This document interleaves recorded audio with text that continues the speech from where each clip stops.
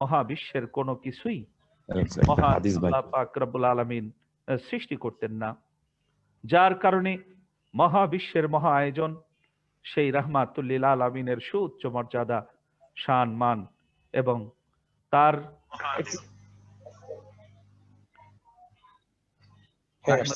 নুসাল্লি আলা রাসূলিহিল কারীম, আম্মা বাদ। সুধী দর্শক শ্রোতা, যে টেলিভিশনের আজকের এই সান্ধ্যকালীন আয়োজনে আপনাদের প্রত্যেককে স্বাগত জানাচ্ছি। আমি মহিউদ্দিন খান ফারুকী, যে টেলিভিশনের উপস্থাপক। আজকে আমাদের আলোচ্য বিষয় রাহমাতুল লিল আলামিন হযরত মুহাম্মদ সাল্লাল্লাহু আলাইহি ওয়াসাল্লাম সত্যিই কি গরীব ছিলেন, শীর্ষক ভার্চুয়াল আলোচনা অনুষ্ঠান। সুধী দর্শক শ্রোতা, আমি অনুষ্ঠান শুরু করবার শুরুতেই সম্মানিত অতিথিবৃন্দের সাথে আপনাদের পরিচয় করিয়ে দিচ্ছি। আজকের গোটা অনুষ্ঠান জুড়ে সভাপতিত্ব করবেন যে টেলিভিশনের সম্মানিত ব্যবস্থাপনা পরিচালক, যুগ যুগান্তর পত্রিকার সম্পাদক ও প্রকাশক জনাব এনএস কিবরিয়া। জনাব এনএস কিবরিয়া, সভাপতির আসন অলঙ্কৃত করবার জন্য আপনাকে স্বাগত জানাচ্ছি। জি, ধন্যবাদ। আপনাদের সকলকে আমাদের পক্ষ থেকে ধন্যবাদ জানিয়ে আপনাকে অনুষ্ঠান পরিচালনা করার জন্য অনুরোধ করছি। অসংখ্য ধন্যবাদ। আপনি সম্মানিত সভাপতির আসন অলঙ্কৃত করলেন। সুধী দর্শক শ্রোতা, রাহমাতুল লিল আলামিনের শান-মান নিয়ে যে টেলিভিশনের আজকের এই সান্ধ্যকালীন আয়োজনে প্রধান অতিথির আসন অলঙ্কৃত করবেন আলহাজ অধ্যক্ষ কাজী মোহাম্মদ মহিউদ্দিন মোল্লা, প্রতিষ্ঠাতা অধ্যক্ষ চারতলা আলিম মাদ্রাসা, সভাপতি ব্রাহ্মণবাড়িয়া জেলা সমন্বয়ক কমিটি আহলে সুন্নাত ওয়াল জামাত। প্রিন্সিপাল সাহেব, আপনাকে স্বাগত জানাচ্ছি। জি, ধন্যবাদ আপনাকে। অসংখ্য ধন্যবাদ। সুধী দর্শক শ্রোতা, সম্মানিত প্রধান অতিথি আমাদের সাথে সংযুক্ত হয়েছেন। সুধী দর্শক শ্রোতা, দেশ বিদেশে যে যেখানে বসে এই মুহূর্তে যে টেলিভিশনের লাইভ প্রোগ্রামটি দেখছেন, আমাদের আজকের আলোচনা অনুষ্ঠানের সম্মানিত প্রধান আলোচক বিশিষ্ট শিক্ষাবিদ ডক্টর মোহাম্মদ নাসির উদ্দিন সোহেল, সহযোগী অধ্যাপক ইসলামিক স্টাডিজ বিভাগ, the people's university of Bangladesh. Professor doctor Mohammad Nasir Uddin Sohel, বিশিষ্ট শিক্ষাবিদ, আপনাকে আজকের প্রধান আলোচকের আসন অলঙ্কৃত করবার জন্য যে টেলিভিশনের স্টুডিও থেকে স্বাগত জানাচ্ছি। ধন্যবাদ জানাচ্ছি আজকের সম্মানিত সঞ্চালক মুফাসসিরে কোরআন মহিউদ্দিন খান ফারুকী সাহেবকে। সেই সাথে ধন্যবাদ জানাচ্ছি আজকের অনুষ্ঠানের প্রধান অতিথি আলহাজ অধ্যক্ষ কাজী মোহাম্মদ মহিউদ্দিন মোল্লা সাহেব, আজকের অনুষ্ঠানের সম্মানিত সভাপতি এনএস কিবরিয়া, ব্যবস্থাপনা পরিচালক জেজেটিভি। একটি সময় উপযোগী বিষয় নিয়ে আজকে জেজেটিভি যে আয়োজন করেছে, সত্যি আমি অত্যন্ত মুগ্ধ হয়েছি। আশা করি আজকের অনুষ্ঠানের মাধ্যমে রাহমাতুল লিল আলামিন সম্পর্কে যে ভ্রান্ত ধারণা জগৎবাসীর ভিতর রয়েছে, সেই ভ্রান্ত ধারণা অনেকাংশই দূরীভূত হবে বলে আমি বিশ্বাস করি। অসংখ্য ধন্যবাদ ডক্টর নাসির উদ্দিন সোহেল। আপনি যুক্ত থাকুন আমাদের সাথে। দীর্ঘ 1 ঘন্টা ব্যাপী এই আলোচনা অনুষ্ঠান শুনবো, আপনার বিশ্লেষণ শুনবো, আপনার আলোচনা শুনবো, আমাদের প্রধান অতিথির বিশ্লেষণ এবং আলোচনা শুনবো, আমাদের সভাপতি মহোদয়ের বক্তব্য। সুধী দর্শক শ্রোতা, শুরুতেই বলতে চাই, অতি গোপনে নূরে জাত ছিল ধনাগারে, নূরে মোহাম্মদী পৃথক করিয়া নিজেকে প্রকাশ করে, নূরে মোহাম্মদী হইতে সমস্ত নূর করিয়া জুদা, সৃষ্টির লীলা শুরু করেছেন দয়াময় খোদা। এই মহাবিশ্ব যে রাহমাতুল লিল আলামিনের কারণে সৃষ্টি, আল্লাহ পাক রব্বুল আলামিন হাদিসে কুদসিতে ফরমান, লাউ লাকা লামা খালাকতুল আফলাক। হে রাসূল সাল্লাল্লাহু আলাইহি সাল্লাম, আমি আল্লাহ যদি আপনাকে সৃষ্টি না করতাম, তাহলে মহাবিশ্বের কোনো কিছুই আমি আল্লাহ সৃজন করতাম না।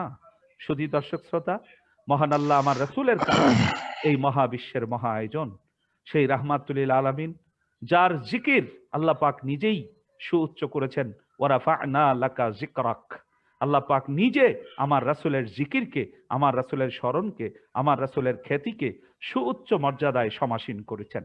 গুরুত্বপূর্ণ এই টপিকস নিয়ে শুরুতেই আলোচনা নিয়ে আসছেন সুধী দর্শক শ্রোতা, আপনাদের অত্যন্ত প্রিয় মুখ, অত্যন্ত প্রিয় আলোচক, দেশের প্রখ্যাত আলেমে দ্বীন, ব্রাহ্মণবাড়িয়া জেলা সমন্বয়ক আহলে সুন্নাত ওয়াল জামাতের সম্মানিত সভাপতি, চারতলা আলিম মাদ্রাসার প্রতিষ্ঠাতা অধ্যক্ষ কাজী মোহাম্মদ মহিউদ্দিন মোল্লা। আমি তাকে আজকের আলোচনাটি শুরু করবার জন্য বিনীতভাবে আহ্বান করছি। আলহাজ অধ্যক্ষ কাজী মোহাম্মদ মহিউদ্দিন মোল্লা। নাহমাদুহু নুসাল্লি আলা রাসূলিহিল কারীম, আম্মা বাদ। আসসালাতু ওয়াসসালামু আলাইকা ইয়া রাসূলুল্লাহ আসসালাতু ওয়াসসালামু আলাইকা ইয়া হাবিবাল্লাহ, আসসালাতু ওয়াসসালামু আলাইকা ইয়া শাফিয়াল মুজনুবিন, আসসালাতু ওয়াসসালামু আলাইকা ইয়া রাহমাতুল লিল আলামিন।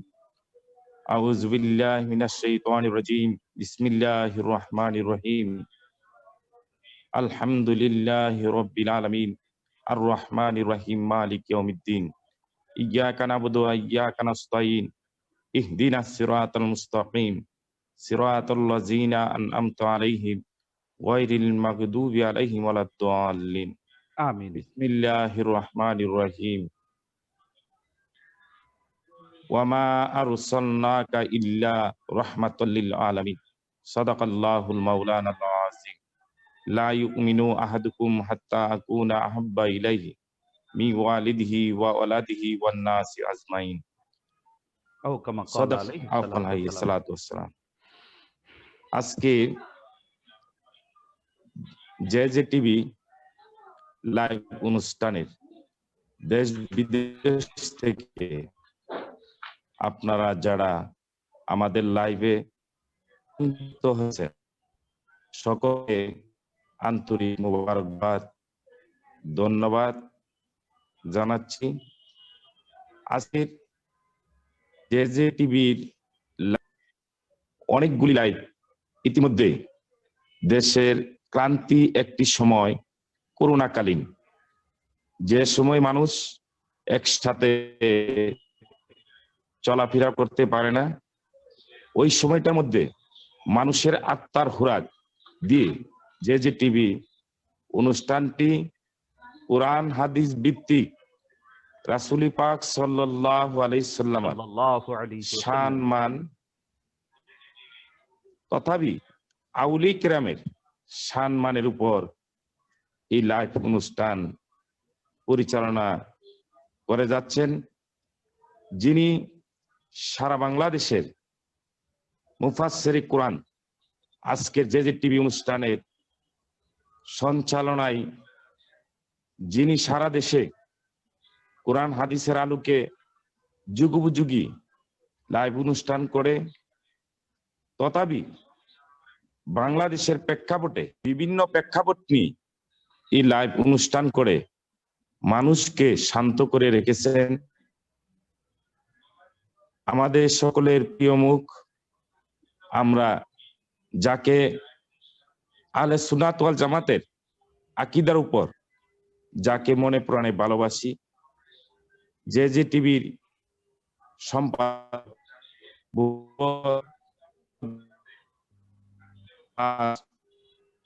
মহিউদ্দিন খান ফারুকী সাহেব, ওনাকে আন্তরিক মোবারকবাদ, ধন্যবাদ জানাই। আজকে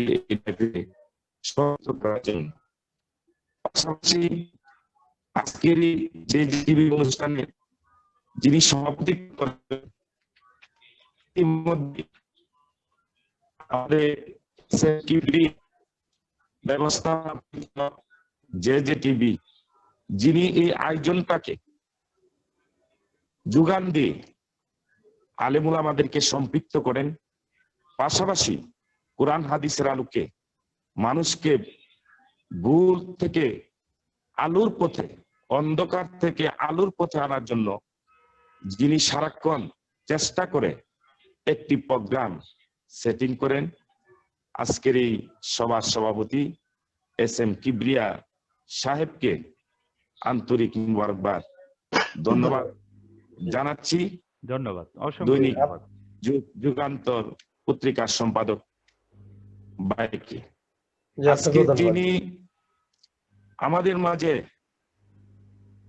আমাদের মাঝে যিনি আজকে প্রধান আলোচক হিসাবে আমাদের সাথে সংযুক্ত হয়েছেন, ডাক্তার মোহাম্মদ নাসিরউদ্দিন সোহেল, সহযোগী অধ্যাপক, ইসলামী স্টাডিজ বিভাগ, দি বিপ্লব ইউনিভার্সিটি অব বাংলাদেশ। ভাইকে আন্তরিক মোবারকবাদ, ধন্যবাদ জানাই, যিনি আপনাকে আন্তরিক মোবারকবাদ। আজকে আমাদের সাথে সংযুক্ত হয়ে সারা দেশের মানুষকে কোরআন হাদিসের আলোকে ইনশাল্লাহ আমরা চেষ্টা করব কিছু মানুষের খোরাক দেওয়ার জন্য। আজকে আমাদের যে বিষয়টা হলো রহমাতুল্লিল আলামিন হযরত মুহাম্মদ সাল্লাল্লাহু আলাইহি ওয়াসাল্লাম সত্যি কি গরীব ছিলেন? আজকে যে বিষয়টার উপর আমার একটু কথাটা যে সত্যি শব্দটা এখানে না বললেও হতো, কারণ সত্যি বলতে গেলে বোঝা যায় যে সত্যি উনি গরীব ছিলেন, এর উপর আমরা আলোচনা করে যাব। কিন্তু আমরা জানি যে আসলে রাসূল পাক সাল্লাল্লাহু আলাইহি সাল্লাম সাহাবে আকরাম আল্লাহর হাবিব জাহের এবং বাতেন, হুয়াল আউয়ালু ওয়াল জাহিরু ওয়াল বাতিনু ওয়া হুয়া বিকুল্লি শাইইন আলিম। আমি একটু বোঝার জন্য অন্যদিকে যাচ্ছি। আমাদের দেশে এই আয়াতের তাফসীর অনেক উলামায়ে কেরাম করেন।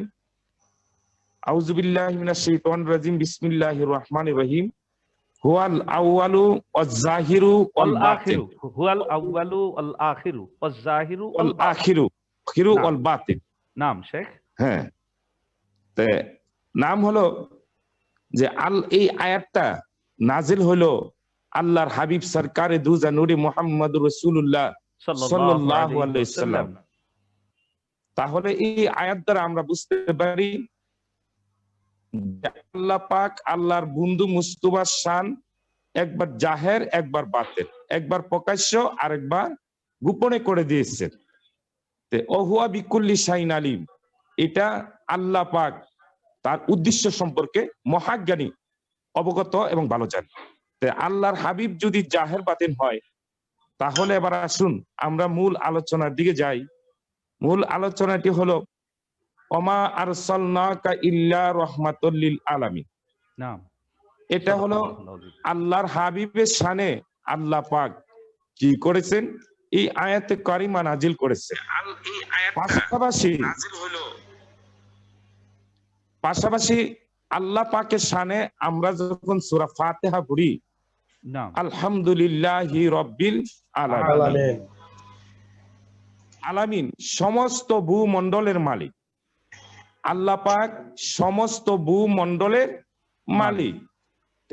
ভূমণ্ডল বলতে আমরা কতটুকু বুঝি?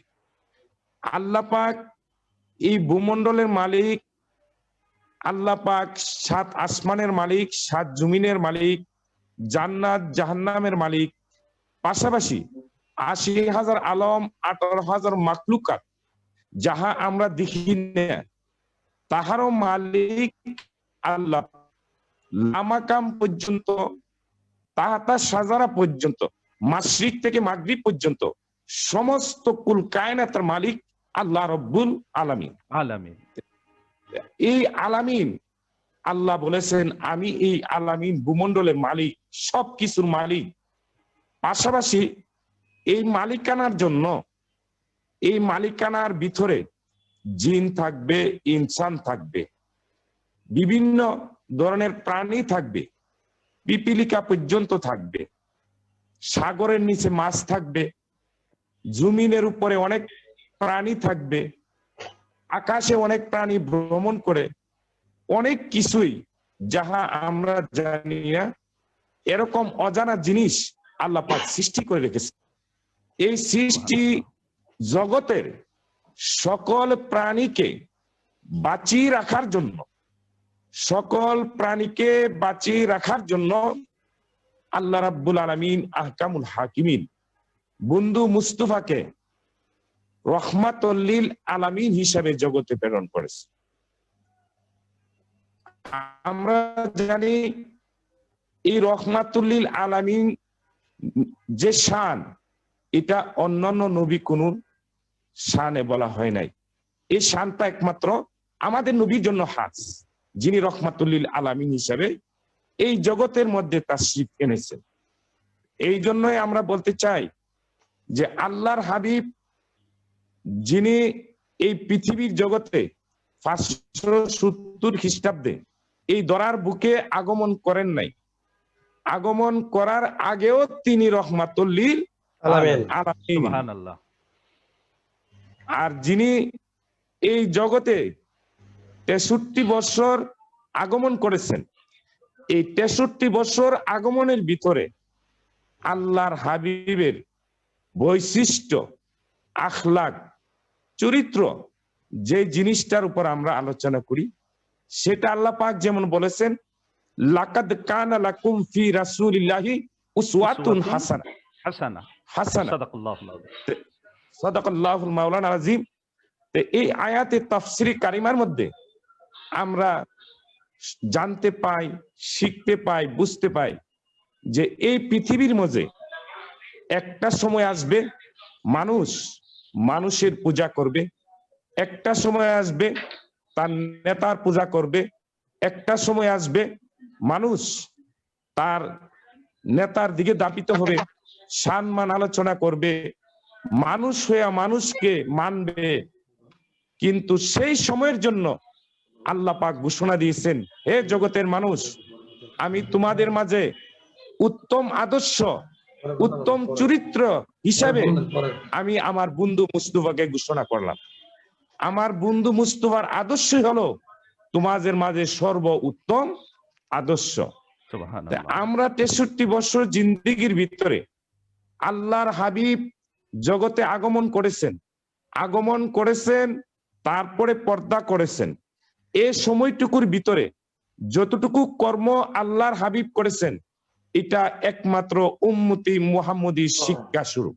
উম্মতি মুহাম্মদীকে শিক্ষা দেওয়ার জন্য তিনি কি করেছেন, এই আদর্শগুলি তিনি দেখাই গিয়েছেন। এবং যেমন আমরা মহিউদ্দিন মোল্লা সাহেব, আপনি নিশ্চয়ই জানেন রাসূল করিম সাল্লাল্লাহু আলাইহি ওয়াসাল্লাম বলেন যে আমি আদম সন্তানের প্রত্যেক যুগের উত্তম শ্রেণীতে যুগের পর যুগ আমি প্রেরিত হয়েছি, অবশেষে আমি সেই যুগে প্রেরিত হয়েছি যেই যুগে আমি বর্তমানে আছি। রাসূল করিম সাল্লাল্লাহু আলাইহি সাল্লামের এই নূরে মোহাম্মদী নূহ আলাইহিস সালামের পৃষ্ঠদেশে ছিল, এই নূরে মোহাম্মদী ইব্রাহিম আলাইহিস সালামের পৃষ্ঠদেশে ছিল, মুসা আলাইহিস সালামের পৃষ্ঠদেশে ছিল। এভাবে উনি কিন্তু রাহমাতুল লিল আলামিন হয়ে সমগ্র সৃষ্টি জগৎ কিন্তু পরিভ্রমণ তিনি করছেন। আল্লাহ অধ্যক্ষ কাজী মোহাম্মদ মহিউদ্দিন মোল্লা, আপনি অত্যন্ত সুন্দর একটি বিষয়ের উপরে আলোচনা শুরু করেছিলেন। আমরা আবার আসবো আপনার কাছে, সংযুক্ত থাকুন আমাদের সাথে। শুধু দর্শক শ্রোতা, দেশ বিদেশে যে যেখানে বসে যে টেলিভিশনের লাইভ প্রোগ্রামটি দেখছেন, আপনারা সংযুক্ত রয়েছেন যে টেলিভিশনের সাথে। আজকের এই সান্ধ্যকালীন আয়োজন রাহমাতুল লিল আলামিন হযরত মুহাম্মদ সাল্লাল্লাহু আলাইহি ওয়াসাল্লাম কি গরিব ছিলেন? গুরুত্বপূর্ণ এই আলোচনা অনুষ্ঠানে প্রধান আলোচক ডক্টর মোহাম্মদ নাসিরউদ্দিন সোহেল। ডক্টর মোহাম্মদ নাসিরউদ্দিন সোহেল, আমরা আপনার কাছে জানতে চাইবো যে আমরা তো আল্লাহর কোরআনে পাই, আল্লাহ পাক কোরআনে বলেছেন বিসমিল্লাহির রহমানির রহিম, ওয়া ওয়াজাদাকা আইলান ফাআগনা। হে রাসূল সাল্লাল্লাহু আলাইহি সাল্লাম, আমি আল্লাহ আপনাকে অসহায় পেয়েছিলাম, তারপরে আমি আল্লাহ আপনাকে সম্পদশালী ধনী বানিয়েছি। রাসূল সাল্লাল্লাহু আলাইহি সাল্লাম নিজেও বলেন, উতিতু বিমাফাতিহি খাজাইনিল আরদ। আল্লাহ রাসূল সাল্লাল্লাহু আলাইহি সাল্লাম ইরশাদ করেন যে আল্লাহর ধনভাণ্ডারের চাবি আমার হাতে দেওয়া হয়েছে। এখন প্রশ্ন হলো, যার হাতে আল্লাহর ধনভাণ্ডারের চাবি, আল্লাহ নিজে বলছেন যে হে রাসূল আপনাকে আমি ধনী বানিয়েছি। আমাদের সমাজে প্রচলিত আছে রাসূল গরিব ছিলেন, 70 তালিওয়ালা জামা পরিধান করতেন, ক্ষুধার তাড়নায় পেটে পাথর বাঁধতেন, কখনো খেতে পেতেন কখনো খেতে পেতেন না। এই যে সমাজ আর পবিত্র কোরআন এবং হাদিস, এটার যে বৈপরীত্য, বিষয়টি বিশ্লেষণ করবেন আশা করি আপনি। শুধু দর্শক শ্রোতা, গুরুত্বপূর্ণ আলোচনা নিয়ে আসছেন যে টেলিভিশনের আজকের এই সান্ধ্যকালীন আয়োজনের সম্মানিত প্রধান আলোচক, দ্য পিপলস ইউনিভার্সিটি অব বাংলাদেশের ইসলামিক স্টাডিজ ডিপার্টমেন্টের সম্মানিত সহযোগী অধ্যাপক, বিশিষ্ট শিক্ষাবিদ ডক্টর মোহাম্মদ নাসিরউদ্দিন সোহেল। ডক্টর মোহাম্মদ নাসিরউদ্দিন সোহেল, মূল্যবান আলোচনাটি উপস্থাপনের জন্য আপনাকে আহ্বান করছি। ধন্যবাদ সম্মানিত উপস্থাপক মহিউদ্দিন খান ফারুকী সাহেব। লাখ লাখ শুকরিয়া জানাই সেই মহান রাব্বুল আলামিনের দরবারে, যার অপার দয়ার বরকতে আজ তারই সর্বশ্রেষ্ঠ বন্ধু রাহমাতুল লিল আলামিন হযরত রাসূল সাল্লাল্লাহু আলাইহি সাল্লামের প্রকৃত স্বরূপ উদ্ঘাটন করে আজকে ভার্চুয়াল আলোচনার মাধ্যমে রাসূল সাল্লাল্লাহু আলাইহি সাল্লাম ধনী ছিলেন, সর্বশ্রেষ্ঠ ধনী ছিলেন আরবের, সেই বিষয়টি উপস্থাপন করার চেষ্টা করব। আমাদের সমাজে প্রচলিত ধারণা ছিল হযরত রাসূল সাল্লাল্লাহু আলাইহি সাল্লাম নিতান্তই গরীব ছিলেন, দারিদ্র্যের কষাঘাতের কারণে তিনি ঠিক মতো আহার করতে পারতেন না, ক্ষুধার তাড়নায় তিনি পেটে পাথর বেঁধে রাখতেন, তার পরিধানের ভালো কোনো জামা কাপড় ছিল না, ছেঁড়া জামায় তিনি 70 তালি দিয়ে পরিধান করতেন, তিনি ইহুদির বাগানে কুয়া থেকে 2টি খেজুরের বিনিময়ে পানি উত্তোলন করতেন। অপরই হলো সত্য, পবিত্র কোরআন, মারফু হাদিস এবং ইতিহাসের অকাট্য দলিল দ্বারা এই বিষয়টির কোনো সদুত্তর পাওয়া যায় না, বরং পবিত্র কোরআন, হাদিস এবং ইতিহাস দিয়ে প্রমাণ করা যায় হযরত রাসূল সাল্লাল্লাহু আলাইহি সাল্লাম আরবের সর্বশ্রেষ্ঠ ধনী ছিলেন, তিনি কখনই গরিব ছিলেন না। আমি প্রথমে পবিত্র কোরআনের আলোকে অতঃপর ইতিহাসের আলোকে এই বাস্তব সত্য কথাটি উপস্থাপন করার চেষ্টা করব। আজকে জেজিটিভিকে ধন্যবাদ জানাচ্ছি, তারা সর্বকালের সর্বযুগের সর্বশ্রেষ্ঠ মহামানব হযরত রাসূল সাল্লাল্লাহু আলাইহি সাল্লামের প্রকৃত স্বরূপ তুলে ধরার জন্য যে আয়োজন করেছেন, সত্যি এই আয়োজনটি একটি যুগোপযোগী আয়োজন হয়েছে। এই আয়োজনের মাধ্যমে আমরা হযরত রাসূল সাল্লাল্লাহু আলাইহি সাল্লামের প্রকৃত স্বরূপ যদি জগৎবাসীর নিকট তুলে ধরতে পারি, তাহলে জগৎবাসী যে ভুলের মধ্যে আছে, অনেকেই ভুলের ভিতর আছে, রাসূল সাল্লাল্লাহু আলাইহি সাল্লাম গরিব ছিলেন এই বিষয়টা যে মিথ্যা সে সম্পর্কে তারা জানতে পারবে। পবিত্র কোরআনে সূরা আল আম্বিয়া 107 নং আয়াতে বলা হয়েছে, হে রাসূল, আমি তো আপনাকে জগৎ সমূহের প্রতি কেবল রহমত স্বরূপ প্রেরণ করেছি।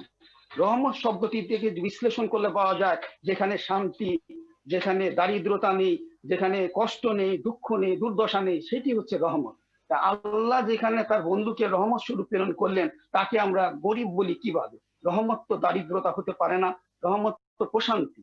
অতঃপর সূরা আদ-দোহার 8 নং আয়াতে বর্ণিত হয়েছে, হে রাসূল সাল্লাল্লাহু আলাইহি সাল্লাম, আমি আপনাকে অসহায় অবস্থায় পেয়েছি, অতঃপর আপনাকে সম্পদশালী করলাম। আল্লাহ বলতেছেন রাসূলকে সম্পদশালী করেছি।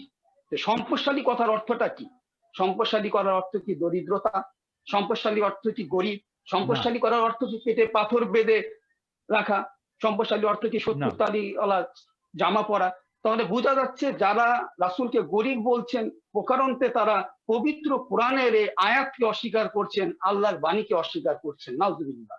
সুতরাং আমি এই দুটি আয়াত ছাড়াও রাসূল সাল্লাল্লাহু আলাইহি সাল্লামের আরেকটি হাদিস আপনাদেরকে আমি এখন শোনাবো। তাফসীরে মাজারির প্রথম খণ্ডের পৃষ্ঠা 280-তে বর্ণিত আছে। হাদিসে কুদসিতে আল্লাহ ফরমান, হে রাসূল সাল্লাল্লাহু আলাইহি সাল্লাম, যদি আমি আপনাকে সৃষ্টি না করতাম তবে সৃষ্টিকুলের কোনো কিছু সৃজন করতাম না। যাকে সৃষ্টি না করলে আল্লাহ পৃথিবী সৃজন করতেন না, তিনি কি গরিব হতে পারে? আরেকটি হাদিস আমি আপনাদের নিকট উপস্থাপন করার চেষ্টা করব। এ প্রসঙ্গে আল্লাহ রাসূল সাল্লাল্লাহু আলাইহি সাল্লাম নিজেই ইরশাদ করেন, একদা আমি ঘুমিয়েছিলাম, আমাকে দেখানো হলো যে পৃথিবীর সকল ধনভাণ্ডারের চাবিসমূহ আমার হাতে অর্পণ করা হয়েছে। বুখারী ও মুসলিম শরীফের সূত্রে মেশকাত শরীফ পৃষ্ঠা 512, যেখানে আল্লাহ রাসূলকে দেখানো হলো সমস্ত ধনভাণ্ডারের চাবি রাসূলের কাছে অর্পণ করা হয়েছে, সে রাসূলকে আমরা গরিব বলি কিভাবে? আসলে আমাদের বিবেচার বিবেচনাবোধ এতটাই লোপ পেয়েছে যে আমরা কান কথায় বিশ্বাস করি। আমাদের বিজাতিদের প্রচারণায় পড়ে আমরা আজকে রাসূল সাল্লাল্লাহু আলাইহি সাল্লামকে, আমাদের রাহমাতুল লিল আলামিনকে আমরা গরিব বলছি। যুগেরও খুব পবিত্র কোরআন এবং হাদিসের আলোকে আমি ব্যাখ্যা বা ইতিহাসের দিকে যদি আমি একটু দৃষ্টিপাত করি, তাহলে দেখতে পাবো হযরত রাসূল সাল্লাল্লাহু আলাইহি সাল্লামের দাদা হযরত আব্দুল মুত্তালিব আলাইহিস সালাম ছিলেন মক্কা নগরীর শাসনকর্তা এবং পবিত্র কাবাঘরের হেফাজতকারী। আমার প্রশ্ন আজকে এই জেজিটিভির মাধ্যমে মানব জাতির বিবেকের কাছে, যার দাদা শাসনকর্তা হতে পারেন, তার নাতি কি গরিব হতে পারেন? প্রধানমন্ত্রী শেখ হাসিনার নাতি গরিব হবেন, এই কথাটা কি বিশ্বাসযোগ্য? তৎকালীন আরবে হযরত আব্দুল মুত্তালিব আলাইহিস সালাম ছিলেন সর্বাপেক্ষা, তাকে বয়োজ্যেষ্ঠ হিসাবে সবাই তাকে সম্মান করতেন, শ্রদ্ধা করতেন। তিনি ছিলেন কাবাঘরের হেফাজতকারী। একদা হযরত আব্দুল মুত্তালিব আলাইহিস সালাম মানত করলেন, তিনি যদি জমজম কূপের সন্ধান পান এবং একে একে যদি তার 10টি পুত্র সন্তান হয়, তাহলে তিনি একটি পুত্র সন্তানকে আল্লাহর রাহে কোরবানি করবেন। মহান রাব্বুল আলামিন তার মানত কবুল করলেন, তিনি জমজম কূপের সন্ধানও পেলেন, সে সাথে একে একে তার 10টি পুত্র সন্তান হলো। এখন সে 10টি পুত্র সন্তানের মধ্যে কাকে তিনি কোরবানি করবেন এই বিষয়ে সিদ্ধান্ত নেওয়ার জন্য তিনি লটারি করলেন। লটারিতে দোজাহানের বাদশাহ হযরত রাসূল সাল্লাল্লাহু আলাইহি সাল্লামের সম্মানিত পিতা হযরত আব্দুল্লাহ আলাইহিস সাল্লামের নাম মোবারকটি উঠল। তিনি হযরত আব্দুল্লাহ আলাইহিস সাল্লামকে কোরবানি করার জন্য উদ্যত হলেন। পরিবারের সবাই, মক্কাবাসী সবাই তাকে অনুরোধ করলেন যে দেখেন, হযরত আব্দুল্লাহ আলাইহিস সাল্লামের পরিবর্তে অন্য কিছুর বিনিময়ে মানতটি আদায় করা যায় কিনা। তখন তৎকালীন খ্রিস্টান ধর্মের একজন সাধক, মহিলা সাধক, তার নিকট তারা শরণাপন্ন হলেন। সেই মহিলা সাধক বললেন, একদিকে হযরত আব্দুল্লাহ আলাইহিস সাল্লামের নাম, অন্যদিকে উটের নাম দিয়ে লটারি করেন। যতক্ষণ না পর্যন্ত আব্দুল্লাহ আলাইহিস সাল্লামের পরিবর্তে উটের নাম না আসবে, ততক্ষণ পর্যন্ত লটারি চলতেই থাকবে। এইভাবে 100টাই উট উঠার পর তখন হযরত আব্দুল্লাহ আলাইহিস সাল্লামের নামটা উঠলো। তখন হযরত মুত্তালিব আলাইহিস সাল্লাম 100টা উট কোরবানি দিয়ে তার এই মানত আদায় করলেন। বর্তমানে বাংলাদেশি বাজারে মুদ্রা একটা উটের দাম যদি 10 লক্ষ টাকা হয়, 100টা উটের দাম কত কোটি টাকা হচ্ছে আপনারাই বিবেচনা করেন। যে ব্যক্তি দাদা, যে মহামানবের দাদা 100টা উট কোরবানি করতে পারেন, তার নাতি কি গরিব হতে পারে? না। হযরত আব্দুল্লাহ আলাইহিস সালাম ছিলেন আন্তর্জাতিক ব্যবসায়ী, এবং হযরত আব্দুল্লাহ আলাইহিস সালাম বিয়ে করেন মদিনার বনু জোহরা গোত্রের খ্যাতনামা ব্যক্তি হযরত আব্দুল ওয়াহাবের একমাত্র কন্যা হযরত আমিনা আলাইহিস সালামকে, যিনি তার গোত্রের নিকট, যিনি মদিনাবাসীর নিকট সাইয়্যিদাতুন নেসা হিসাবে পরিচিতি লাভ করেছিলেন, সেই আমিনা আলাইহিস সালামকে তিনি বিয়ে করেন। বিয়ের পর আমরা ইতিহাস থেকে জেনেছি হযরত আব্দুল্লাহ আলাইহিস সালাম সিরিয়া গিয়েছিলেন আন্তর্জাতিক বাণিজ্যের জন্য, এবং ফেরার পথে তিনি মদিনায় ওফাত লাভ করেন। আন্তর্জাতিক বাণিজ্য সে সময় যারা করতেন তারা কি গরিব হতে পারে? আমাদের এক বর্তমান প্রেক্ষাপটে আমরা যারা আন্তর্জাতিক ব্যবসা বাণিজ্যের সাথে সম্পৃক্ত, তারা কি গরিব হয়? এটি না। আসলে একটি গাঁজাখুরির কথা। আমরা যদি ইতিহাসকে বিশ্বাস করি, আবার বলতেছি রাসূল গরিব ছিলেন। আপনারা জানেন রাসূল সাল্লাল্লাহু আলাইহি সাল্লামের ৭ম দিবসে তার দাদা হযরত আব্দুল মুত্তালিব আলাইহিস সালাম অত্যন্ত ধুমধামের সাথে তার আকিকার অনুষ্ঠানের আয়োজন করেছিলেন। যে শিশু সন্তানের আকিকার অনুষ্ঠানে মক্কার সকলকে দাওয়াত করে খাওয়ানো হলো, সেই শিশুর দাদা, সেই শিশু কিভাবে গরিব হতে পারে? আরবে একটি প্রচলিত রেওয়াজ ছিল, যারা সম্ভ্রান্ত বংশের শিশুদেরকে দুধ মাতার নিকট সোপর্দ করা হতো। হযরত মুহাম্মদ সাল্লাল্লাহু আলাইহি সাল্লামকে হযরত হালিমা রাদিয়াল্লাহু আনহার নিকট যে সোপর্দ করা হয়েছে, এটা আমরা সর্বজন স্বীকৃত। সুতরাং উচ্চ পারিশ্রমিকের বিনিময়ে হযরত হালিমা রাদিয়াল্লাহু আনহার নিকট হযরত মুহাম্মদ সাল্লাল্লাহু আলাইহি সাল্লামকে, শিশু হযরত মুহাম্মদ সাল্লাল্লাহু আলাইহি সাল্লামকে সোপর্দ করা হয়েছিল মক্কার আভিজাত্য এবং উত্তম শ্রেণীর যে রেওয়াজ, সেটা ধারাবাহিকতা বজায় রাখার জন্যই। আমরা ইতিহাস থেকে জানতে পেরেছি হযরত অসংখ্য হালিমা। ধন্যবাদ ডক্টর নাসিরউদ্দিন সোহেল।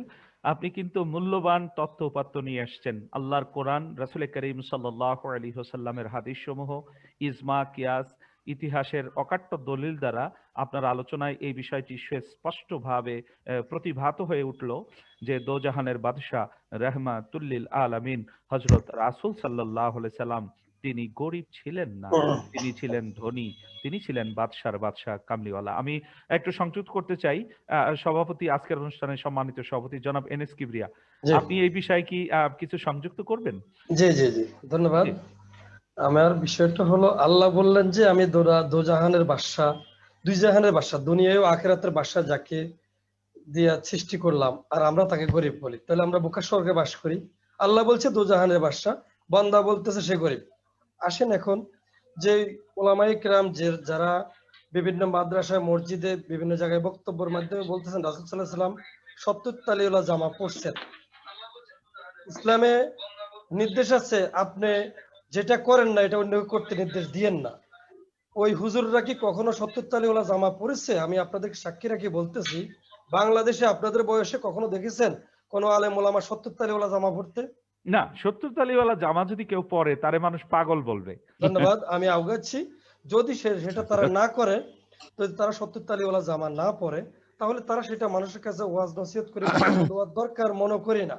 ধন্যবাদ। দ্বিতীয়ত হচ্ছে যে উনি পাথর বেঁধেছেন। হুজুররা এবং কি আলেম ওলামারা আপনারা বিভিন্ন জায়গায় বক্তব্য বলেন, উনি খিদার সময় ছোটে মানে পাথর বেঁধেছেন পেটে। যদি পাথর বেঁধিয়ে থাকে, আপনারা কয়দিন উপবাস ছিলেন? কয়দিন আপনারা পাথর বেঁধেছিলেন? এরকম কোন নজির বাংলাদেশে অথবা কোন ওলামায়ে কেরাম অথবা হুজুররা করেছেন কি? এটা কি আপনারা জানেন? আমি দেখিনি কখনো, কিন্তু আপনারা দেখেছেন? না না না না, এখন কেউ পেটে পাথর বেঁধেছে আমাদের জীবনও আমরা এটা শুনিনি, এটা এই ব্যাপারে আমরা জানি না। যাক, ধন্যবাদ। তৃতীয় কথা হচ্ছে যে উনি এই যে মানে একটা ইহুদির এর থেকে পানি উঠে দেন, 2টা খেজুর করে পেতেন, তাহলে উনি যা করছে এটা হলো সুন্নত, তাহলে এটা তো তারা পালন করা উচিত। এই ধরনের কাজ কি বাংলাদেশে কোন হুজুররা আলেম ওলামারা করছেন? না করলে অহতু কেন মিথ্যা রটাইয়া ধর্মকে ভিন্ন দিকে ঠেলে দিয়া আল্লাহ রাসূলকে হেয় প্রতিপন্ন করা, এটা মোটেও সঠিক নয় বলে আমার ধারণা। জি, আপনি এগিয়ে যান। জি, অসংখ্য ধন্যবাদ জনাব এনএস কিবরিয়া। সুধী দর্শক শ্রোতা, প্রধান অতিথি আল্লাহ অধ্যক্ষ কাজী মোহাম্মদ মহিউদ্দিন মোল্লা, প্রতিষ্ঠাতা অধ্যক্ষ চরচারতলা আলিম মাদ্রাসা, সভাপতি ব্রাহ্মণবাড়িয়া জেলা সমন্বয়ক কমিটি আহলে সুন্নাত ওয়াল জামাত। গুরুত্বপূর্ণ আলোচনা করছিলেন অধ্যক্ষ কাজী মোহাম্মদ মহিউদ্দিন মোল্লা। আপনার কাছে জানতে চাইবো, রাহমাতুল লিল আলামিন তাকে ভালোবাসার গুরুত্ব কতটুকুন, তাকে অনুসরণ করার গুরুত্ব কতটুকুন। এই মানব জন্মে আমরা যদি মুক্তি পেতে চাই, আমরা যদি আলোকিত মানুষ হতে চাই, আমরা যদি আমাদের এই পৃথিবীকে স্বর্গতুল্য একটি জায়গায় নিজেদেরকে নিয়ে যেতে চাই, সেই ক্ষেত্রে আমাদেরকে রাহমাতুল লিল আলামিনের কে ভালোবাসা, তার অনুসরণের প্রয়োজনীয়তা কতটুকুন, বলছেন আলহাজ অধ্যক্ষ কাজী মোহাম্মদ মহিউদ্দিন মোল্লা। ধন্যবাদ। আজকের এই অনুষ্ঠানের সঞ্চালনায় যিনি আছেন আমার শ্রদ্ধেয় ভাই মহিউদ্দিন খান ফারুকী সাহেব। আমি আপনার এই লাইভ অনুষ্ঠানে ইতিমধ্যেই আজকের প্রধান বক্তা এবং সভাপতি সহ আপনি যে উপস্থাপনা করেছেন, আশা করি আমাদের এই লাইফে যারা শুনতেছে অবশ্যই জীবনের একটা পরিবর্তন এবং সংশোধন চলে আসবে। আমি আর একটু আলোচনার দিকে যেতে চাই যে আল্লাহর হাবিব যে গরিব ছিলেন বা ধনী ছিলেন, এই কথাটার উপর একটা হাদিস কুদসির মধ্যে বলতেছেন কি, আনা কাসিমুন আল্লাহু ইউতি। আল্লাহু আকবার। আল্লাহ দাতা, আমি মুহাম্মদ সাল্লাল্লাহু আলাইহি সাল্লাম বন্টনকারী। আল্লাহ হলেন দাতা, আমি হযরত মুহাম্মদ সাল্লাল্লাহু আলাইহি সাল্লাম হলেন বন্টনকারী। আল্লাহু আকবার। তুই যিনি বন্টন করে তুই তিনি গরিব হয় কিভাবে? আল্লাহু আকবার। এটা তো একটা বিশাল কথা। জি, কিন্তু আমরা এমন একটা যুগে, ফেতনার যুগে এসেছি, মানে বিভিন্নভাবে ইতিহাসকে বিকৃতি করে আসলে আমরা সমাজে রাসূল পাকের সম্মানকে কমানোর জন্য এক শ্রেণীর মানুষ আছে, তারাই মূলত এই কাজগুলা করে। তারা যদি আসলে চিন্তা করে যে আল্লাহ পাক যেখানে বলে দিয়েছেন আনা কাসিমুন আল্লাহু ইউতি, আল্লাহ বলতেছেন আমি হলাম দাতা, আমার বন্ধু মুস্তাফা হলেন বন্টনকারী, সুবহানাল্লাহ। তাহলে তিনি কি বন্টন করে? আবু যর থেকে একটা হাদিস আছে, সাহাবী আল্লাহর হাবিবের দরবারে বলতেছেন ইয়া রাসূলুল্লাহ, আমি আপনার দরবারে মাল চাই। আল্লাহর হাবিব দিলেন। আবার বলতেছেন ইয়া রাসূলুল্লাহ, আমি আপনার দরবারে মাল চাই। আবার দিলেন। আবার বলতেছেন ইয়া রাসূলুল্লাহ, আমি আপনার দরবারে মাল চাই। আবার দিলেন। আল্লাহর হাবিব বলেন এই মাল আমি তোমাকে যা দিলাম সেটা হলো তোমার জন্য রহমত। সুবহানাল্লাহ। এই যে আল্লাহর হাবিব বন্টনকারী, এই যে কুল কায়নাতের জন্য এখনো যিনি আহলে সুন্নাত ওয়াল জামাতের আকীদা, আমাদের বিশ্বাস, এখনো মুমিনের জন্য আল্লাহর হাবিব রিজিক বন্টন করে। আল্লাহু আকবার। সুবহানাল্লাহ, সুবহানাল্লাহ। এখনো বন্টন করেন। আল্লাহ দিচ্ছে, আল্লাহর কাছে আমরা চাচ্ছি আল্লাহ তুমি আমাদেরকে রিজিক দাও, আল্লাহ দিচ্ছে, আর সেই বন্টনটা এখনো মদিনার কামলিওয়ালা নবী করে। সুবহানাল্লাহ, সুবহানাল্লাহ। এই জিনিসটা তো আমাদের বুঝতে হবে। আল্লাহর হাবিব সরকারে দুজা নূরে মুজাসসাম রহমাতুল লিল আলামিন নবী শরীয়তের দৃষ্টিতে মানবীয় স্বরূপ নিয়ে মা আমেনার গর্ভে যখন আসলেন, আসার পরে আল্লাহর হাবিবকে জিবরাইল আমিন ফেরেশতা 7 আসমানের উপরে নিয়ে নিন। আমরা তো সকলেই জানি যিনি জগতের মধ্যে আসলেন জান্নাতি পোশাক পরিধান করে। সুবহানাল্লাহ। মা আমেনা বলতেছেন আমি লক্ষ্য করে দেখলাম আমার গর্ভে যে নবী মুহাম্মদ রাসূলুল্লাহ আমার সন্তান আগমন করেছে, তার শরীর মুবারকের মধ্যে জান্নাতি পোশাক, জান্নাতি পাগড়ি, জান্নাতি জুব্বা, জান্নাতি পায়জামা পোশাক পরিধান করে তিনি আমার ঘরে আগমন করেছে। আল্লাহু আকবার। সুবহানাল্লাহ। আমি একটু যোগ করতে চাই মহিউদ্দিন মোল্লা, অধ্যাপক মহিউদ্দিন মোল্লা। জি জি, জনাব এনএস কিবরিয়া, জনাব এনএস কিবরিয়া। অধ্যাপক মহিউদ্দিন মোল্লা, আপনার কাছে আমার জানার দরকার, যারা আমাদের দেশে এই ব্যাখ্যা দিয়ে যাচ্ছেন আল্লাহ রাসূল গরিব ছিলেন, তারা কোন হাদিসের আলোকে, কোন কোরআন থেকে ব্যাখ্যা দিচ্ছে, এই বিষয়টাকে আমরা জানতে পারি আপনার কাছে? এখন যারা বলে তারা কই তার বইটা কোথা থেকে বলে, না আমরা যেহেতু বলি না, তাহলে আমরা কিভাবে বলবো এটা কোথায় আছে? আচ্ছা, ধন্যবাদ। তাহলে আমার আরেকটা বিষয় জানার দরকার, আমাদের এই ভারতবর্ষে যারা আমরা মাদ্রাসা এডুকেশনে লেখাপড়া শিখে আজকে আপনারা বর্তমান অধ্যক্ষ মুফতি মুহাদ্দিস হয়েছেন, তাদের থেকে এই দেশের উলামায়ে কেরামগণ বিভিন্ন জায়গায় রাসূল সাল্লাল্লাহু আলাইহি সাল্লামের ব্যাখ্যা দিচ্ছেন, ওনার হাদিস এবং কি কোরআনের আলোকে ব্যাখ্যা দিচ্ছেন, এই ব্যাখ্যাটা যদি সঠিক না হয় তারা এটাকে পূর্বে ফিরে যেতে পারে না বলে এটা সঠিক না অথবা এটা বয়ান করা ঠিক না, এতে আপনি কি মনে হয়? এটা আপনিও জানেন যে আল্লাহ রসুল বলেছেন বনি ইসরায়েলের যুগে ৭২টা দল হয়েছে, আমার উম্মতের মধ্যে ৭৩টা দল হবে। তাহলে একটা দল নাজাত প্রাপ্ত জান্নাতি দল, সেটা হলো আহলে সুন্নাত ওয়াল জামাত। এর বাহিরে বাতিল ফিরকা, তারা তো নবীকেই মানে না, এই রহমাতুল লিল আলামিন নবীকেই মানে না, হাজের নাজের মানে না, নবী নূর মুবারক মানে না। তাহলে যারা নবীর নূর মুবারক মানে না, হাজের নাজের আলিমুল গায়েব মিলাদ কিয়াম মানে না, তাহলে তারা নবী পাকে এই যে ৭০ তালি কাপুর বলেন, বিভিন্ন নবীর শানকে ছোট করার জন্য তারা বলতেই পারে, জনাব এটা তারা বলতে পারে। ধন্যবাদ জনাব মহিউদ্দিন মোল্লা। আরেকটা বিষয় জানার দরকার, মিলাদ বেদাত, বেদাত বলতে কি বোঝাচ্ছে একটু যদি আমাদেরকে জানাইতে পারেন।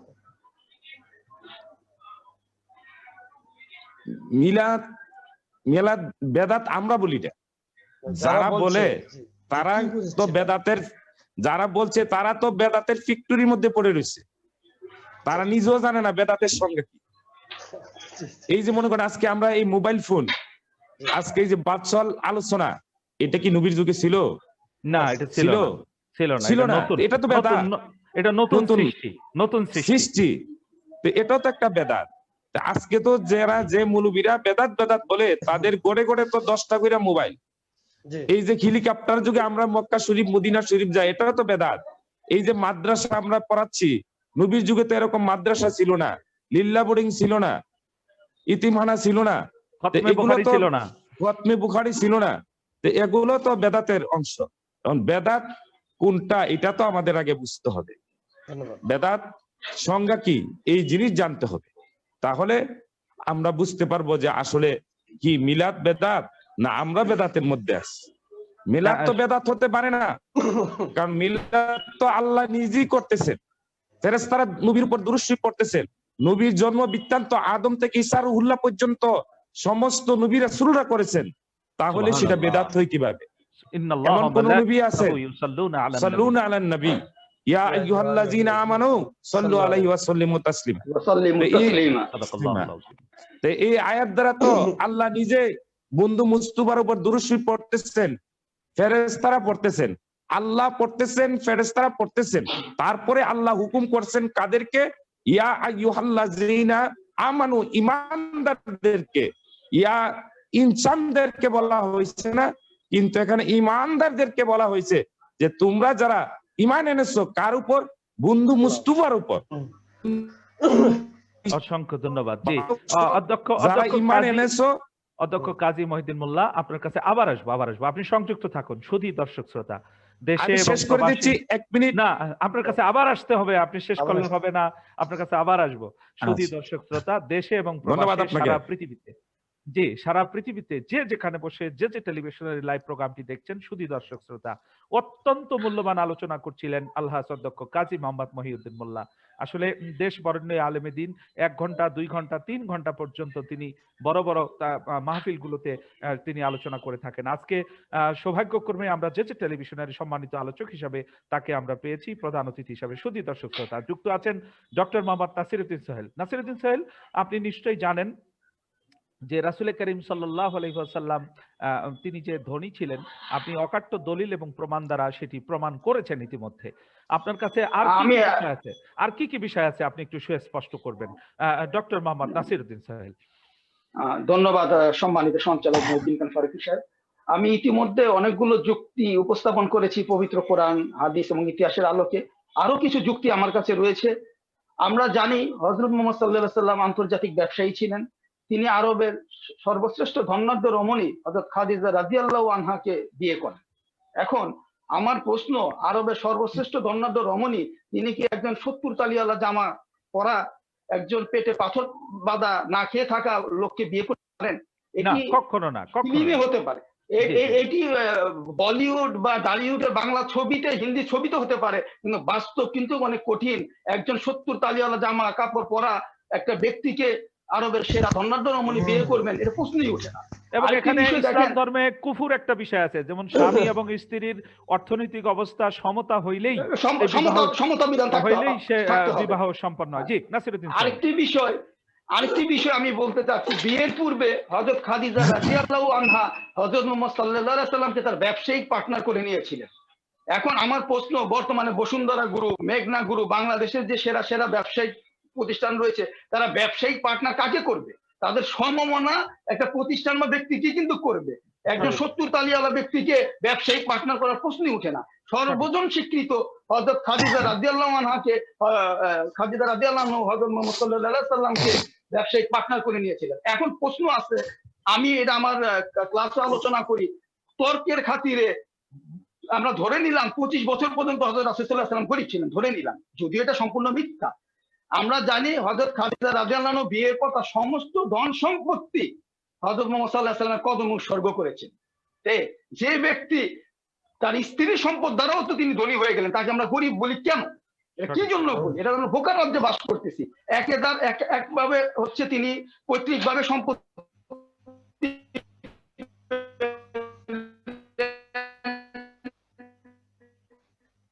না, নেটওয়ার্কের সমস্যা হচ্ছে।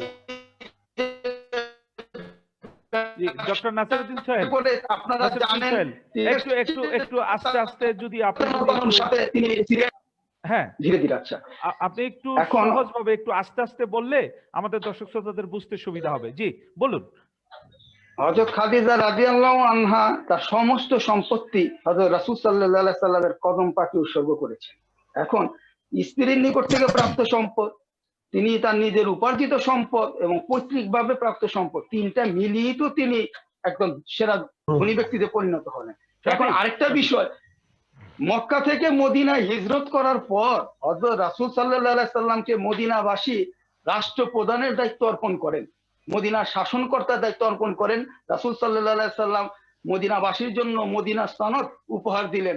একজন 70 তালিওয়ালা ব্যক্তিকে কি কেউ কোনোদিন রাষ্ট্রপ্রধানের দায়িত্ব দিতে পারেন? এটা কি কোনো যৌক্তিক কথা? আমরা সর্বজন স্বীকৃত, মিলে না। পৃথিবীর কোন রাষ্ট্রপ্রধান কি 70 তালিওয়ালা ব্যক্তি দেখেছেন? আর সমাজে আমাদের বাংলাদেশেও কোনোদিন 70 তালিওয়ালা কোন দরিদ্র ব্যক্তি কি 70 তালিওয়ালা জামা পরে? আমি আরো একটু এই ব্যাপারে আরো ব্যাখ্যায় যাব।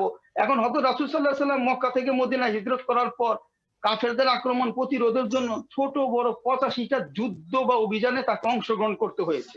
সে যুদ্ধ বা অভিযানের ব্যয়ভার হযরত রাসূল সাল্লাল্লাহু আলাইহি ওয়াসাল্লাম নিজেই বহন করতেন।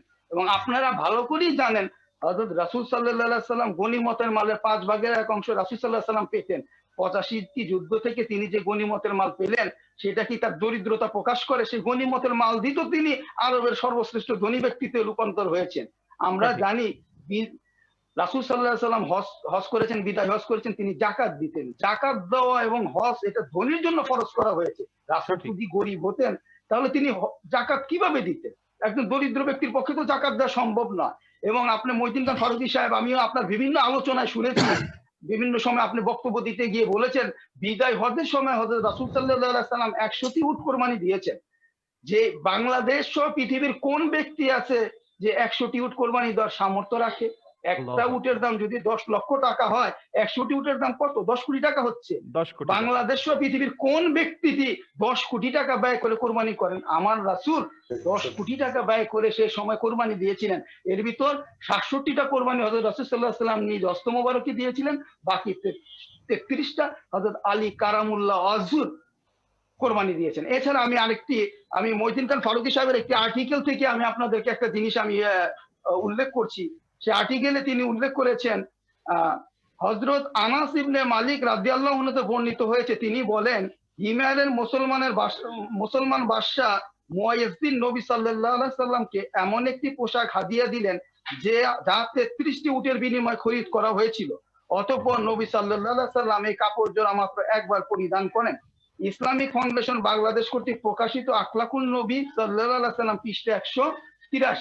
এছাড়া আরেকটি হাদিস রয়েছে, হযরত রাসূল সাল্লাল্লাহু আলাইহি সাল্লাম নিজেও স্বর্ণের কারুকার্য মণ্ডিত মূল্যবান পোশাক ক্রয় করে পরিধান করতেন। হযরত ইসহাক ইবনে আব্দুল্লাহ ইবনে হারিস রাদিয়াল্লাহু আনহু থেকে বর্ণিত, তিনি বলেন নিশ্চয়ই আল্লাহর নবী সাল্লাল্লাহু আলাইহি সাল্লাম 27টি উটের বিনিময়ে এক সেট পোশাক খরিদ করেছিলেন এবং তা পরিধানও করেছিলেন।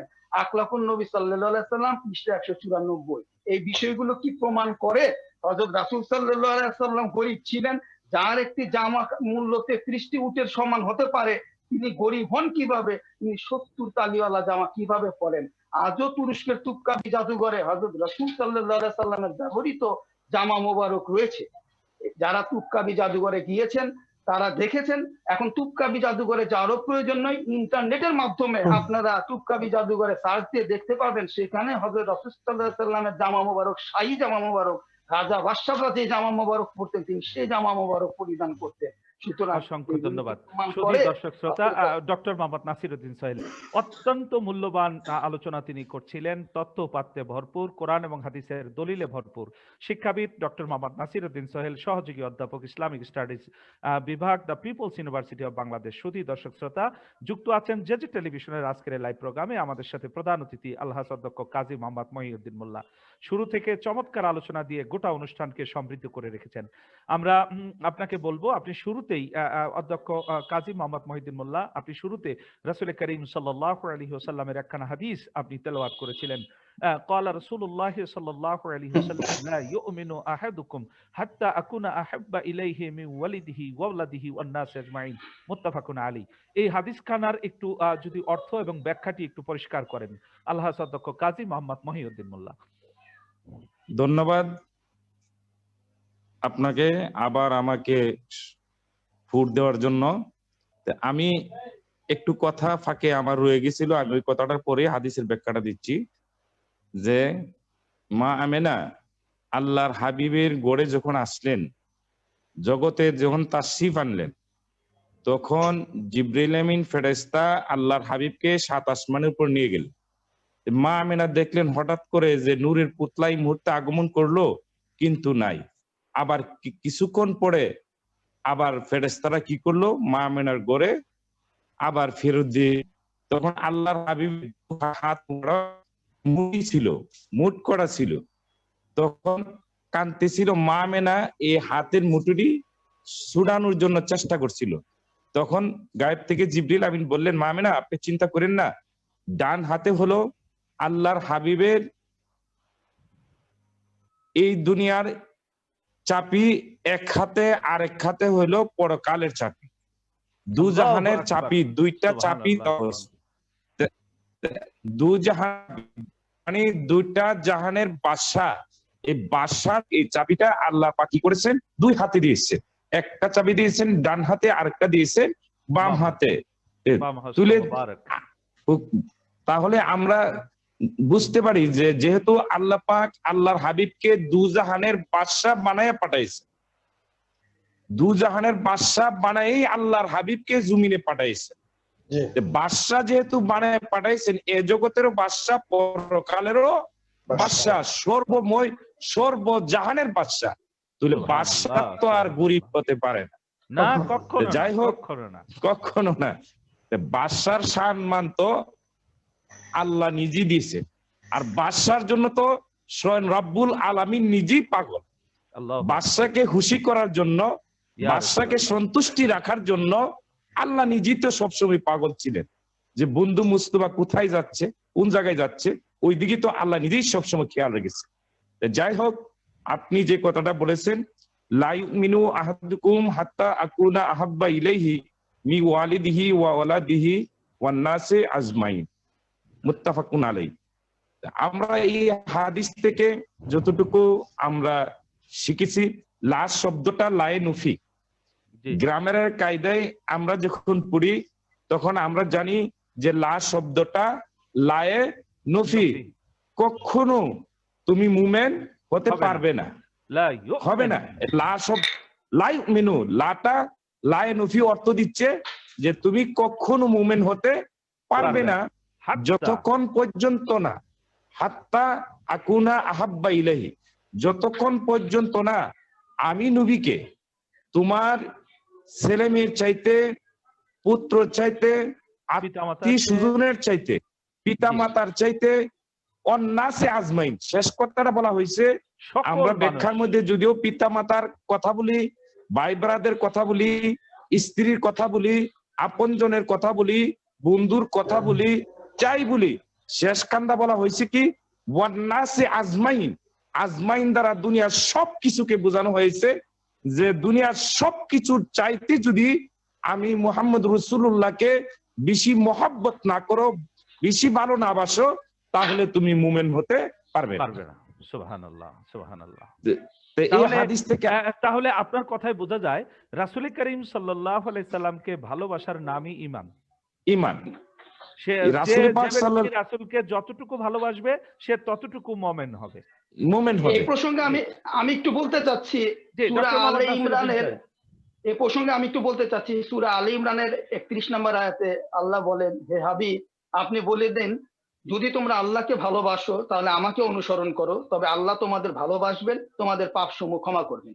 এই আয়াতটা বিশ্লেষণ করলে কিন্তু আমরা বুঝতে পারি আল্লাহ কিন্তু বলেনি তোমরা যদি আমাকে ভালোবাসো আমি তোমার পাপসমূহকে ক্ষমা করবো। আল্লাহ বলেছেন তোমরা রাসূলকে অনুসরণ করো, রাসূলকে ভালোবাসো, তাহলে তোমরা দুটো পুরস্কার পাবে। একটা হচ্ছে তোমাদের পাপসমূহকে ক্ষমা করে দিব এবং তোমাকে আমি ভালোবাসবো।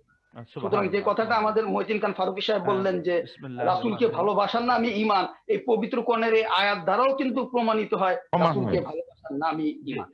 অধ্যক্ষ কাজী মহিউদ্দিন মোল্লা, আপনার আলোচনাটি চালিয়ে যান। হ্যাঁ, যে আলোচনাটিকু এই যে আমাদের প্রধান বক্তা করেছেন, প্রধান আলোচক যিনি বলেছেন যে রাসূল পাক সাল্লাল্লাহু আলাইহি সাল্লামকে ভালোবাসার নামই হলো ঈমান। যেমন কুল ইন কুনতুম তুহিব্বুনাল্লাহ ফাবিউনি ইউহিব্বুকুমুল্লাহ ওয়া ইয়াগফির লাকুম যুনুবাকুম আল্লাহু গাফুরুর রহিম। সাদাকাল্লাহুল আযীম। সাদাকাল্লাহুল মাওলানা আযীম। এই কথা কিন্তু আল্লাহ পাক আল্লাহর হাবিবকে বলতেছেন কি যে কুল হাবিব আপনি ঘোষণা দেন, আপনি নিজে কি করেন ঘোষণা দেন, ইন কুনতুম তুহিব্বুনাল্লাহ, তোমরা যদি আল্লাহকে পেতে চাও, তোমরা যদি আল্লাহর ভালোবাসা পেতে চাও, তোমরা যদি আল্লাহর মহব্বত পেতে চাও, অর্থাৎ মূল কথা হলো তোমরা যদি আল্লাহকে পেতে চাও তাহলে ফাত্তাবিউনি, তোমরা আমার অনুসরণ করো, আমার অনুকরণ করো। তাহলে নবী মুহাম্মদ রাসূলুল্লাহ সাল্লাল্লাহু আলাইহি ওয়াসাল্লামের অনুসরণ করা, অনুকরণ করা। রাসূল পাক সাল্লাল্লাহু আলাইহি সাল্লাম 63 বছরে যে কাজগুলি করেছেন, এই কাজগুলি যদি কোনো মানুষ করে তাহলে রাসূলের অনুসরণ করে, অনুকরণ করে, তাহলে আল্লাহ রাব্বুল আলামিনের অনুকরণ হয়ে যাবে। রাসূলের মহব্বত মানে আল্লাহর মহব্বত, রাসূলের ভালোবাসা মানে আল্লাহর ভালোবাসা। যদি আমরা রাসূলকে ভালোবাসতে পারি, রাসূলকে মহব্বত করতে পারি, রাসূলের সুন্নতকে আঁকড়ে ধরে রাখতে পারি, রাসূলের জিন্দেগিতে যে কাজগুলি করেছে ওই কাজগুলি যদি আমরা করতে পারি, ওয়াগফির লাকুম যুনুবাকুম আল্লাহু গাফুরুর রহিম, তাহলে আল্লাহ রাব্বুল আলামিন কি করবেন, আমাদের জীবনের গুনাহগুলি মাফ করে দিবেন। মানুষ যদি গুনাহগার হয়, গুনাহগারই হোক না কেন, কিন্তু নবী সাল্লাল্লাহু আলাইহি সাল্লামের ভালোবাসার মাধ্যমে, সাল্লাল্লাহু আলাইহি সাল্লামের মহব্বতের মাধ্যমে সে কি পেয়ে, তার জীবনের সবকিছু উপহার পেয়ে যাবে, তার গুনাহ মাফ হয়ে যাবে, গুনাহ মাফ হয়ে পরকালে সে নাজাতের উসিলা পেয়ে যাবে। আল্লাহু আকবার। সুধী দর্শক শ্রোতা, আমরা অনুষ্ঠানের একেবারে শেষ পর্যায়ে চলে এসেছি। আমাদের সাথে আজকে রাহমাতুল লিল আলামিন হযরত মুহাম্মদ সাল্লাল্লাহু আলাইহি সাল্লাম সত্যি কি গরীব ছিলেন? গুরুত্বপূর্ণ এই ভার্চুয়াল আলোচনা অনুষ্ঠানের প্রধান অতিথি, প্রধান আলোচক দুইজনে অত্যন্ত চমৎকার আলোচনা করেছেন। সুধী দর্শক শ্রোতা, দেশ এবং প্রবাসে যে যেখানে বসে যে টেলিভিশনের আজকের লাইভ প্রোগ্রামটি শুনছেন এবং দেখছেন, আশা করছি আপনাদের প্রত্যেকের মাঝে দুটি বিষয় পরিষ্কার হয়েছে। এক, রাহমাতুল লিল আলামিন হযরত রাসূল সাল্লাল্লাহু আলাইহি সাল্লাম, তাকে ভালোবাসার নাম ঈমান। আমরা যদি তাকে ভালোবাসি, তাকে অনুসরণ করি, আমরা যদি তাকে উত্তম আদর্শ রূপে গ্রহণ করে আমাদের জন্ম থেকে মৃত্যু পর্যন্ত গোটা জীবনে আমাদের আইডল হিসেবে রাহমাতে আলমকে, নবী মদিনার কামলিওয়ালা মুস্তাফা সাল্লাল্লাহু আলাইহি সাল্লামকে যদি আমরা গ্রহণ করতে পারি, সুধী দর্শক শ্রোতা, তবে আমরা ইহকালে হব শান্তির চরিত্রের অধিকারী, পরকালে হব মুক্তিপ্রাপ্ত দলের অধিকারী। দ্বিতীয় যে বিষয়টি, রাহমাতুল লিল আলামিনের ব্যাপারে আমাদের একটি ধারণা সুস্পষ্ট হওয়া জরুরি। রাহমাতুল লিল আলামিন কখনো গরিব ছিলেন না, তিনি ছিলেন ধনী, তিনি ছিলেন বাদশাহ কামলিওয়ালা। আমরা সেই রাসূলের উম্মত, সুতরাং আমরা গর্ব ভরে বলবো আমার মহিউদ্দিন খান ফারুকী, জি আপনার কাছে একটা জিনিস জানার দরকার আমাদের। অনুসরণ অনুকরণ বলতে এটা একটু বাংলায় ব্যাখ্যা করেন, এটা কাজটা কি? জি, জনাব মহিউদ্দিন মোল্লা, আপনি আপনার আলোচনায় বলেছেন মদিনার কামলিওয়ালা নবীর অনুসরণ ও অনুকরণ। আমাদের আজকের প্রধান সভাপতি এনএস কিবরিয়া সাহেব, তিনি এই বিষয়টি একটু দর্শক শ্রোতাদের সামনে একটু ব্যাখ্যা করবার জন্য আপনাকে অনুরোধ করেছেন। আল্লাহ সদক্ষ কাজী মোহাম্মদ মহিউদ্দিন মোল্লা। তা আমরা বাংলা ভাষার মধ্যে অনুসরণ এবং অনুকরণ, অনুসরণ বলতে আমরা অতটুকু বুঝি, মান আহাব্বা সুন্নতি ফাকাদ আহাব্বানি ওমান আহাব্বানি কানা মাই ফিল জান্নাত। আল্লাহ হাবিব বলেছেন, আমার একটা সুন্নতকে যে ভালোবাসবে সে আমার সঙ্গে জান্নাতে যাবে।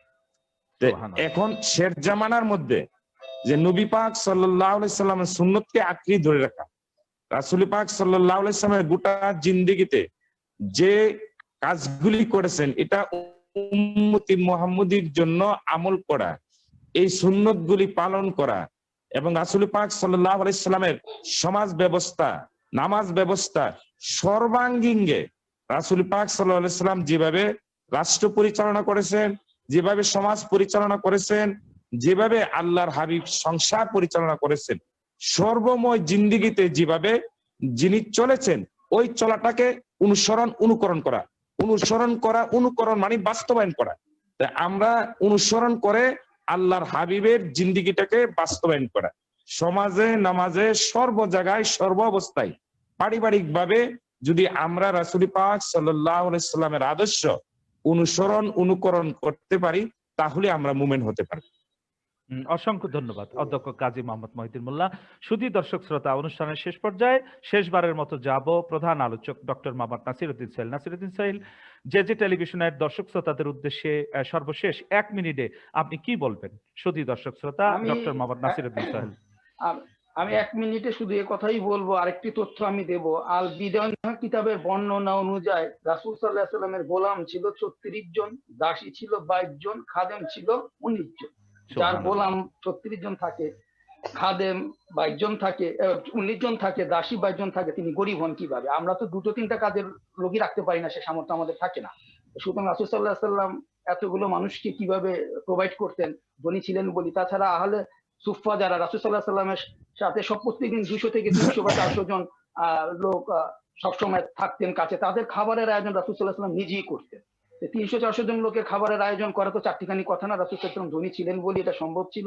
তাছাড়া আল্লাহ রাসূল সাল্লাল্লাহু আলাইহি সাল্লাম ইরশাদ করেন, নিশ্চয়ই আল্লাহ দানকারী এবং আমি হচ্ছি বন্টনকারী। বুখারী ও মুসলিম শরীফের সূত্রে মেশকাত শরীফ পৃষ্ঠা 32।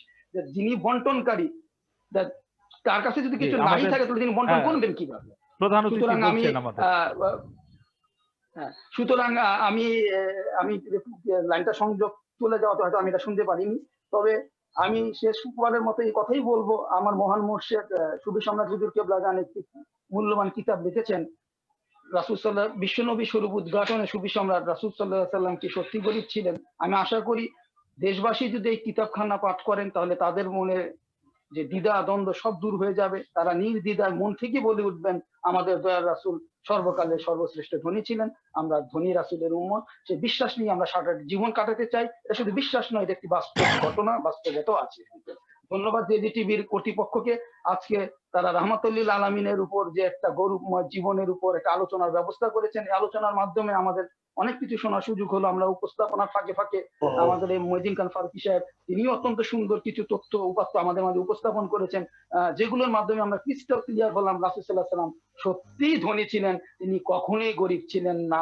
আবারও জেজি টিভিকে ধন্যবাদ জানাচ্ছি এবং আজকে যারা এই লাইভ প্রোগ্রামের দর্শক শ্রোতা মন্ডলী ঘন্টাখানিক আমার কষ্ট করে আমাদের এই আলোচনা শুনলেন, আপনাদের প্রতি আন্তরিক মোবারকবাদ রইল। নিশ্চয়ই আশা করি আগামী আবার কোনো লাইভ প্রোগ্রামে নতুন কোনো বিষয় নিয়ে আপনাদের সম্মুখে উপস্থিত হব। সেই পর্যন্ত আপনারা ভালো থাকুন, সুস্থ থাকুন। আমি ডক্টর মোহাম্মদ নাসিরউদ্দিন সোহেল আপনাদের কাছ থেকে বিদায় নিচ্ছি। আমিন। অসংখ্য ধন্যবাদ ডক্টর নাসিরউদ্দিন সোহেল। সর্বশেষ মহিউদ্দিন মোল্লা, অধ্যক্ষ কাজী মোহাম্মদ মহিউদ্দিন মোল্লা, 1 মিনিটে যে টেলিভিশনের দর্শক শ্রোতাদের উদ্দেশ্যে আপনি কি বলবেন? আজকে যে টেলিভিশনে যে আলোচনাটি এনেছে, এই আলোচনার মধ্যে প্রধান আলোচক আমি সহ সভাপতি এবং সঞ্চালনায় মহিউদ্দিন খান ফারুকী সাহেব সহ আমরা যতটুকু কোরআন হাদিস থেকে এজমা কিয়াস দ্বারা আমরা যে আলোচনাটুকু আমরা করেছি, দেশ বিদেশ থেকে যারা আমাদের সাথে সংযুক্ত হয়েছেন, আপনারা যারা শুনছেন, আমরা আজকে এই শোনার সাথে আমরা বিশ্বাস করি যে আমরা যে আলোচনা করেছি এটা তথ্য ভিত্তিক আলোচনা, এটা কোনো গায়েবী আলোচনা নয়, এটা কোরআন হাদিসের এজমা কিয়াস দ্বারা যিনি আল্লাহর বন্ধু রহমাতুল্লিল আলামিন, যিনি এই ধনভাণ্ডারের বন্টনকারী, যিনি দুজাহানের বাদশা, দুজাহানের বাদশা যার সামনে লোক তিনি গরিব না, যিনি আল্লাহর বন্ধু তিনি গরিব হতে পারেন না। এটাই হলো আমাদের মূল কথা। আমরা আজকে এই যে টিভির মধ্যে এই আলোচনাগুলি আশা করি আপনারা যারা এই আলোচনার বাইরে থেকে অনেক সময় অনেক উলামায়ে কিরামদের কাছ থেকে হয়তো অনেক আলোচনা আমরা শুনে থাকি, সে আলোচনাগুলি আমাদের বাহ্যিক আমলে ইমানের জন্য নবী পাককে মহব্বত ভালোবাসা, আল্লাহ পাক নবী পাকের সম্মান যতটুকু দিয়েছেন আমরা যেন ততটুকু মানি এবং বিশ্বাস করি। আজকে যে টিভি আমাকে আজকে দ্বিতীয়বারের মতো এই লাইভ অনুষ্ঠানে আনার জন্য মহিউদ্দিন খান ফারুকী সাহেবকে ধন্যবাদ, এবং দেশ বিদেশ থেকে যারা শুনেছেন সবাইকে ধন্যবাদ। আগামী দিনে আবারও এই যে টিভির মাধ্যমে আবারও ইনশাল্লাহ সবার সাথে সাক্ষাৎ হবে, কথা হবে, দেখা হবে, সালাম বিনিময় হবে, নবীর ভালোবাসা নিয়ে সে আশা ব্যক্ত করে ওয়ালাইকুম আসসালাম রহমতুল্লাহ। শুধু দর্শক শ্রোতা, অনুষ্ঠানের সভাপতি ছিলেন এনএস কিবরিয়া। সর্বশেষ আজকের অনুষ্ঠানের সম্মানিত সভাপতির মূল্যায়ন শুনবো, জনাব এনএস কিবরিয়া সাহেব। ধন্যবাদ। প্রিয় দর্শক, আমাদের সাথে দেশের বরেণ্য দুইজন আলেম, একজন শিক্ষাবিদ সহ আমরা আজকে যে লাইভটি আপনাদের সামনে তুলে ধরলাম, দয়াল রাসূল সাল্লাল্লাহু আলাইহি সাল্লাম উনি গরিব ছিলেন না, উনি ছিলেন ধনী, ধনীর ঘরের ধনী। শুধু ধনী বললে ঠিক হবে না, ধনীর ধনী ছিলেন তিনি। তাই আজকে এই লাইভটি অত্যন্ত গুরুত্বপূর্ণ। আমরা কোনো বানোয়াট কথা, আমাদের আলেম ওলামাইরা ও শিক্ষাবিদ যাদেরকে নিয়ে আমরা বসেছি, এরা কোনো বানোয়াট কথা বলেননি, কোরআন হাদিসের আলোকে আলোচনা করেছেন। আমরা এইভাবে যদি কোনো মানুষকে শান্ত স্বভাবে যদি বুঝাইতে পারি, আমার মনে হয় যে মানুষের ভিতরে যে ভুলটা আছে সেই ভুলটা বেশি দিন থাকবে না। সকলকে ধন্যবাদ। অসংখ্য ধন্যবাদ। শুধু দর্শক শ্রোতা, দেশ বিদেশে যে যেখানে বসে যে টেলিভিশনের লাইভ প্রোগ্রামটি দেখছেন, আপনাদের সবাইকে আন্তরিক ধন্যবাদ শুকরিয়া জানিয়ে আমি মহিউদ্দিন খান ফারুকী যে টেলিভিশনের আজকের লাইভ প্রোগ্রাম থেকে বিদায় নিচ্ছি। সকলে ভালো থাকবেন, সুস্থ থাকবেন। আবার আসবো নতুন কোনো বিষয় নিয়ে আপনাদের সামনে। সকলের সুস্বাস্থ্য দীর্ঘায়ু কামনা করে এখানেই বিদায় নিচ্ছি। আসসালামু আলাইকুম ওয়া রাহমাতুল্লাহি ওয়া বারাকাতুহু। ওয়ালাইকুম আসসালাম ওয়া রাহমাতুল্লাহ।